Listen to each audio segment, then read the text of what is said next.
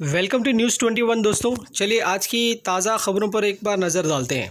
दिल्ली के सीएम अरविंद केजरीवाल का बड़ा बयान लॉकडाउन को लेकर। दिल्ली में 6 हफ्ते के लॉकडाउन के बाद आज से कंस्ट्रक्शन साइट्स पर कई एहतियातों के साथ छूट दी गई है, लेकिन बाकी सब 7 जून की सुबह 5 बजे तक बंद रहेगा।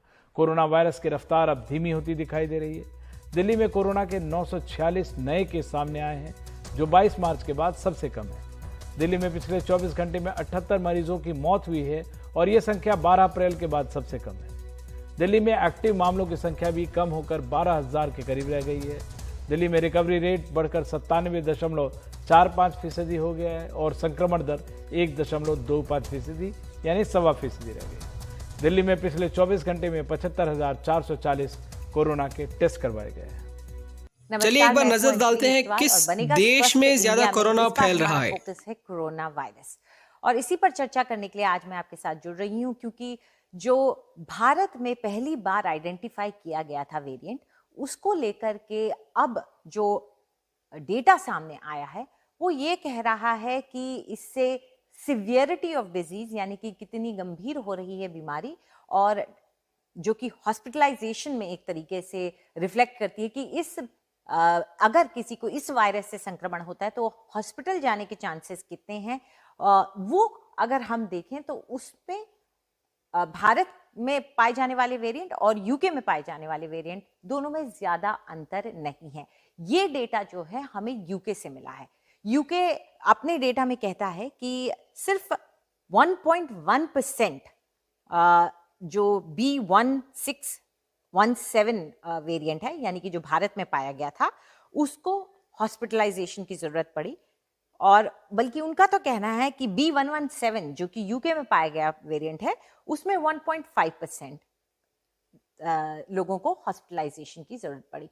ऐसे में बड़ा सवाल ये उठता है कि क्या किसी तरीके से वैक्सीनेशन का असर दिखा है यूके में। तो जब यूके में पहली बार रिपोर्ट होने लगा कि भारत में पाए जाने वाला वेरिएंट अब यूके में भी मिल रहा है, उससे चिंताएं बढ़ गई थी और उसकी वजह से वहां पे एक तरीके से वेरिएंट ऑफ कंसर्न का अलर्ट कर दिया गया था कि इस पर हमें नजर रखने की जरूरत है, और यही वजह कि इतना डेटा कलेक्ट किया गया। तो फिर ऐसा क्यों है कि भारत में बहुत ज्यादा मौतें हुई हैं। हम आपको ये मौत का कर्व दिखा रहे हैं, आप देख सकते हैं ये पहली वेव थी और यहाँ पर जो मौत का पीक था वो 1200 के करीब मौतें थी, इससे ज्यादा ऊपर नहीं गया था। एक दिन की मौत का आंकड़ा मैं बता रही हूँ, और उसके बाद ये लल आया जहाँ पे आंकड़े भी नए केसेस के आंकड़े कम हुए और साथ ही में मौतों का आंकड़ा भी कम हुआ। लेकिन उसके बाद जब कि दूसरी वेव आई, आप देख सकते हैं कि कितना ज्यादा बना और 4000 के आसपास आप यहाँ देख सकते हैं मंडराता रहा, और अब गिर करके नीचे आया है, लेकिन फिर भी वो उतना नीचे नहीं आ रहा है जितना हम उम्मीद कर सकते थे।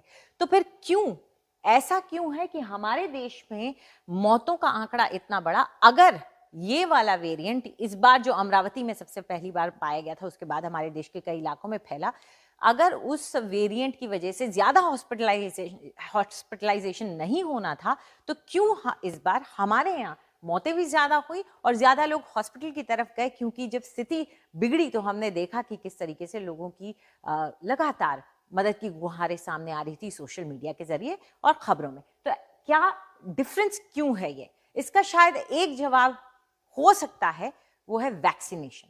क्योंकि यूके ने अपने एक बड़ी पॉपुलेशन को, अपनी बड़ी जनसंख्या को वैक्सीनेट कर लिया, जबकि हमारा टीकाकरण का कार्यक्रम बेहद सुस्त पड़ा रहा, और ऐसे में हमारे यहाँ इस वेरिएंट ने तबाही मचा दी। तो अगर ये जो वक्त था, इस वक्त को हमने सही इस्तेमाल किया होता, यहाँ पे कहीं हमने टीका लगाना शुरू कर दिया था, जो उस वक्त मकर संक्रांति का दिन था, यहाँ से टीका लगाना शुरू किया था, लेकिन अगर हमने ये वक्त सही से इस्तेमाल कर लिया होता तो शायद इतनी बुरी स्थिति न होती। इसीलिए ये सवाल लगातार उठता रहता है कि भारत के टीकाकरण कार्यक्रम में इतनी देरी क्यों हुई, इतना सुस्त क्यों रहा, और शायद इससे हमें अब सबक लेने की जरूरत है कि जैसे भी हो हमें अपने टीकाकरण कार्यक्रम की रफ्तार को बढ़ाना होगा, ताकि ऐसी स्थिति हमें दोबारा देखने को ना मिले जहां पर मौतों का आंकड़ा डराने वाला हो। एक ग्राफ को ही देख करके आप समझ जाते हैं, विजुअली समझ जाते हैं कि देश के सामने जो खतरा है वो कितना बड़ा रहा है इस दूसरी लहर में। तो वही एक तरीका है वैक्सीनेशन, और उम्मीद करते हैं कि हमारे देश में अब इसके आंकड़े भी बेहतर होते जाएंगे। नमस्कार दोस्तों, बस अब तक के लिए इतना ही। चलिए आपसे फिर से मुलाकात होगी अगली वीडियो में कुछ अच्छी न्यूज़ के साथ।